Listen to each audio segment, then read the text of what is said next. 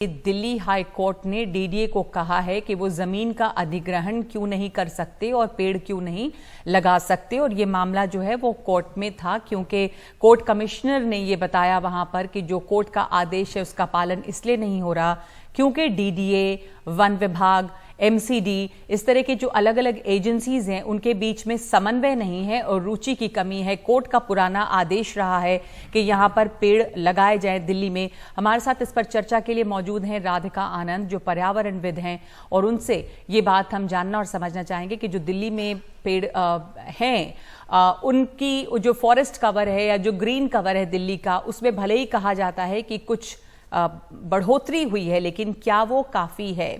तो दिल्ली का जो ग्रीन एरिया है वो 20% था 2013 में और वो बढ़कर अब 23.6% हो गया है 2021 में। राधिका जी, जब ये हम सुनते हैं तो अच्छा लगता है कि जो ये ग्रीन कवर है वो बढ़ा है और दिल्ली वैसे भी one of the green Capitals है, इसमें काफी पेड़ हैं। कोर्ट ने आज फिर कहा है, डीडीए कोर्ट पहले भी कहा था कि 10,000 पेड़ आप कम से कम लगाएं, ये पहले का ऑर्डर है, वो भी पूरा नहीं हो रहा है क्योंकि समन्वय, कोऑर्डिनेशन की कमी है एजेंसीज में। क्या रुख दिखता है? ये दिखाता है कि हम कितने गंभीर हैं लेकर। एमसीडी है, वन विभाग है, डीडीए है। डीडीए का कहना है, कोर्ट ने भी कहा फ्लाईओवर्स बना रहे हैं आप, बिल्डिंग्स बना रहे हैं, पर शहर का क्या? शहर के विकास में हमारे जंगल, पेड़, ये सब शामिल होने चाहिए। बिल्कुल सही आप कह रहे हैं नगमा जी, बिकॉज हमको कोरोना काल ने एक बहुत इंपॉर्टेंट चीज सिखा दी जी। और वो है कि आपको अगर आपके पास ऑक्सीजन नहीं है तो आप सरवाइव नहीं कर सकते। और आपको ऑक्सीजन फ्लाईओवर से नहीं मिलने वाले या सड़कों से नहीं मिलने वाले, वो सिर्फ और सिर्फ आपको पेड़ों से मिलेंगे। Specially Delhi is a landlocked city जी। तो हमको पेड़ों के ऊपर बहुत निर्भर करना पड़ेगा। अगर पेड़ ही नहीं होंगे तो हमारे बच्चे या हम लोग कहाँ से जिएंगे। तो ये जो ग्रीन कवर बढ़ा है राधिका जी, हाँ, वो कैसे आप उसको देखती हैं अब? लेकिन उसके हिसाब से बिल्डिंग्स भी बहुत बढ़ गई हैं, एनसीआर बहुत फैल गया है, तो उस कॉन्टेक्स्ट में अगर हम देखें, हाँ, अगर आप उस कॉन्टेक्स्ट में देखेंगे तो डिसबैलेंस ही आपको मिलेगा क्योंकि एक बारी में 800 पेड़ कट जाते हैं और आपको पता है पेड़ को कम से कम 30 से 40 साल चाहिए होते हैं एक भरपूर पेड़ कहलाने के लिए जो आपको एक भरपूर ऑक्सीजन दे सके। तो ये जो गवर्नमेंट का कहना है कि हमारे पास लैंड नहीं है, ये तो बात ना डाइजेस्ट नहीं हो रही है मुझसे। अब आप देखिए, मैं एक सिंगल वुमन हूँ, मैं एम नॉट एन एनजीओ और मैंने सिंगल हैंडेडली अभी तक 7 लाख से ज्यादा फलों के पेड़ लगा लिए हैं। और ये पूरे इलाकों में आपने लगाए हैं? पूरे इंडिया में, क्योंकि मैं आर्मी और पैरा मिलिट्री फोर्सेस के साथ काम करती हूँ और उनका जो जज्बा है, वो देश बचा सकते हैं तो पेड़ नहीं बचा सकते। ये कन्विक्शन होनी चाहिए हर भारतीय सिटीजन, स्पेशली दिल्ली में जो इतना हमने, कोविड का तो सब जगह हुआ है प्रॉब्लम, पर दिल्ली में थोड़ा ज्यादा हुआ है। हमको ये देखना है कि हम अपने आगे वाली जनरेशन्स को क्या दे के जाएंगे। आप बड़े बड़े इंडिजिनस पेड़ों को काट रहे हैं जिसमें चिड़ियों के घोंसले हैं, स्पीशीज हैं, और आप क्या कर रहे हैं, बाहर से एक पाम जैसे कोई पेड़ जो हमारे यहाँ के नेटिव भी नहीं हैं उनको आप सेंटर ऑफ रोड में लगा रहे हैं। ये किसकी समझ है? ये मुझे नहीं समझ आ रहा है। तो क्या लगता है कि कंसल्ट नहीं किया जाता किसी भी एनवायरमेंटलिस्ट को, किसी जो डाइवर्सिटी को समझे? क्योंकि हम सब देख रहे हैं जो दिल्ली में रहते हैं कि आप एयरपोर्ट के रास्ते भी जाएं तो आपको जो पेड़ मिलेंगे वो ज्यादातर पाम ट्रीज होते हैं। हाँ जी। आपने सही कहा कि ये यहाँ के नेटिव नहीं है। फिर कहा जाता है कि ग्रीन कवर बढ़ गया, पर आपने जामुन के पेड़ काटे, आपने बड़े पेड़ काटे जो दिल्ली के नेटिव थे और लाके पाम ट्री लगाया, तो पूरी डाइवर्सिटी जो है वो खत्म कर दी है। बिल्कुल। और ये पेड़ मर भी जाते हैं, फिर सर्वाइव भी नहीं करते। एग्जैक्टली। मेरे को तो लगता है ये टेंडर बेस्ड होते हैं कि कुछ टाइम तक बस ये हरे दिखें और उसके बाद नेक्स्ट सीजन हम फिर नया टेंडर निकालें जी। इसमें भी मुनाफा, उसमें मुनाफा, इसमें हर चीज में ना कुछ ना कोई बिजनेस चल रहा है। मैं आपको एक छोटा सा उदाहरण देना चाहती हूँ। मैं कुछ साल पहले ईरान गई जी। और ईरान में मैंने देखा, देखो ईरान का जो एरिया है इंडिया के एरिया से बहुत छोटा है, but it is called the largest fruit producing country of the world. चाहे आप ड्राई फ्रूट की बात करते हैं चाहे फ्रेश फ्रूट की बात करते हैं, 500 किलोमीटर हाईवे पे, 1000 किलोमीटर हाईवे पे आपको सिर्फ फलों के पेड़ मिलते हैं। हमारे यहाँ का माइंडसेट है बंदर आ जाएंगे, कोई पत्थर मार देगा, कोई ये हो जाएगा। हम लोगों को वो स्टेटस को में रहने की इतनी आदत हो गई है नगमा जी कि जैसे कुछ चल रहा है उसको चलने दो, उसको प्लीज डिस्टर्ब मत करो। मैं तो नितिन गडकरी जी को एक मैसेज देना चाहूंगी आपके चैनल के थ्रू कि सर, सारे हाईवे जो आपने बनाए हैं, सल्यूट यू फॉर दैट।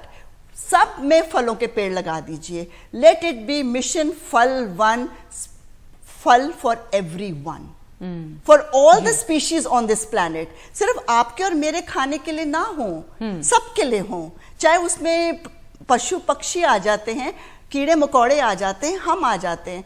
हम लोगों ने बस आप किसी डेवलपर को भी देखिए, बिल्डिंग जो बनाते हैं, टाउन प्लानर्स जिसको कहते हैं, वो किस तरीके की लैंडस्केपिंग करते हैं। हमारे चारों तरफ इसका उदाहरण है। आप गुरुग्राम जैसे जगह देख लीजिए एनसीआर में, जहां पर के शहर कैसे नहीं बनना चाहिए, शायद इसकी मिसाल है। कहां पे पार्क होंगे, कहां पर पेड़ होंगे, इसकी कोई कल्पना नहीं है। ग्राउंड वाटर है या नहीं, आप सिर्फ देखते हैं तो वो मॉल्स हैं और हाई राइजेस हैं। Exactly. तो दिल्ली जो है राधिका जी, दिल्ली की जो ओरिजिनल स्पीशीज हैं, जो नेटिव स्पीशीज हैं पेड़ों की, वो क्या थी? हम जामू का पेड़, जामुन का देखते हैं, हम अशोक देखते हैं, कीकर देखते हैं। अब जो कुछ प्रोटेक्टेड एरियाज है, संजय वन जो दिल्ली रिज के इलाके हैं, और अब देखें आपकी धीरे धीरे जहां पर दूसरे डेवलपमेंट प्रोजेक्ट्स बन रहे हैं, उनको हटा दिया गया है। उनके जगह में वही पाम, वही गुलमोहर। कोर्ट ने 29 मई के इस आदेश में यहां तक डायरेक्शन दिया है कि आप नेटिव ट्रीज को ही लगाएं और अब पाम और गुलमोहर नहीं लगाएं। तनों की लंबाई 10 मीटर होनी चाहिए। Exactly. तो ये जो पूरा शहर है इसका, ये पहले किस तरह का था इसका ग्रीन कवर, और अब क्या है? क्षेत्रफल तो बढ़ा हुआ हम बताते हैं। बिल्कुल। और जैसे जो आप कह रहे हैं नेटिव ट्रीज की आप बात कर रहे हैं, तो हमारा जो देसी बबूल है, जिसको हम किक्कर कहते हैं, वो विलायती किक्कर ने उसको ले लिया है। विलायती किक्कर इज अ वाइल्ड, पर अगर आप उस वाइल्ड को निकालने की कोशिश करें तो गवर्नमेंट आ जाती है जी। तभी मेरे को आर्मी और पैरामिलिट्री फोर्सेस में काम करने में बहुत मजा आता है, क्योंकि आप मानेंगे नहीं, मैं जब भी वहां पे उतरती हूँ, कार से मैं बाद में उतरती हूँ, मुझे कोई भागा भागा ऑफिसर या जवान आके कहता है मैडम 100%, मैडम 90%। ये बात है, अगर हम लोग फोटो ऑप के बदले में एक्चुअली पेड़ लगाएं जी, तो मेरे को लगता है दिल्ली वैसे ही इतनी सुंदर सिटी है, उसको हम और सुंदर बना सकते हैं। और मैं एक छोटा सा पैगाम देना चाहूंगी आपके चैनल के थ्रू कि अगर आपको गर्मी सताती है तो पेड़ लगाइए। अगर आपको आपके आसपास पानी की कमी है तो पेड़ लगाइए। अगर आपको पक्षी पसंद हैं तो पेड़ लगाइए। अगर आपको फल पसंद हैं तो पेड़ लगाइए। पर अगर आपको अपना जीवन पसंद है तो बहुत सारे पेड़ लगाइए। यही बात आज कोर्ट ने भी कहा है कि सिर्फ जमीन जरूरी नहीं है। बहुत सुंदर संदेश है आपका कि अगर आपको जीवन पसंद है तो फिर बहुत सारे पेड़ लगाएं। कोर्ट ने ये कहा डीडीए को कि अगर आपके लिए जमीन सिर्फ जरूरी नहीं है, जीवन जरूरी है। तो अब ये देखना है कि जो 29 मई का आदेश है उसके तहत क्या हो रहा है। 10,000 पेड़ भी लगाने की बात है। दिल्ली में तो एक दिल्ली ग्रीन फंड भी बना था और जिसको लेकर केंद्र से भी कुछ उसमें पैसे दिए जाते हैं और शहर को ग्रीन करने की बात है। लेकिन डीडीए ये भी कह रही है कि कुछ कुछ जगह जो अधिग्रहण वो कर भी लें अगर, तो बाद में फिर उनको वहां से काटना पड़ता है पेड़ों को, क्योंकि वहां पर कोई डेवलपमेंट प्रोजेक्ट्स आ जाता है। तो आप तो काम कर रही हैं लगातार इस ओर, अड़चन किस तरह की आती है यहाँ पर? और ये जो माइंडलेस डेवलपमेंट है बिल्कुल सस्टेनेबल नहीं है, ये आपने भी देखा होगा। तो आपके मिशन की शुरुआत जो है राधिका जी वो हुई कैसे? दरअसल मैं नगमा जी एनवायरमेंटलिस्ट रही हूँ और काफ़ी सालों से काम करती थी दिल्ली गवर्नमेंट के सारे स्कूलों में। बच्चों को जाके मैंने एनवायरनमेंट का समझाती थी जी। और 2014 में मुझे लगा जो मैंने इतना पैसा कमाया है ये मैं वापस एनवायरनमेंट में डालना चाहती हूँ। तो उस टाइम मेरा आर्मी के साथ संपर्क हुआ और आर्मी के थ्रू मेरा पहला ब्रेक मुझे पंजाब बॉर्डर्स पे मिला और वहाँ से NSG और फिर CISF और BSF एंड CRPF। तो इन लोगों के साथ काम करके सच्ची बहुत मज़ा आता है मुझको। और जो आप कह रहे हैं कि एक रूलिंग है कि अगर आपने एक पेड़ काटा तो आपने 10 पेड़ लगाने हैं, पर 10 पेड़ कहाँ लगाने हैं?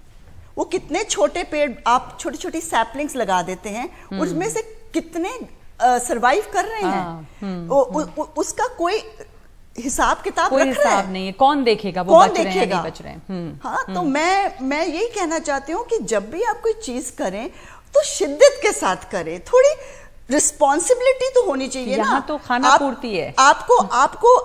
आप एक इस भारतीय सिटीजन हैं, अपने देश के लिए, अपने सोसाइटी के लिए, अपने आसपास के एनवायरनमेंट के लिए कुछ तो करो आप।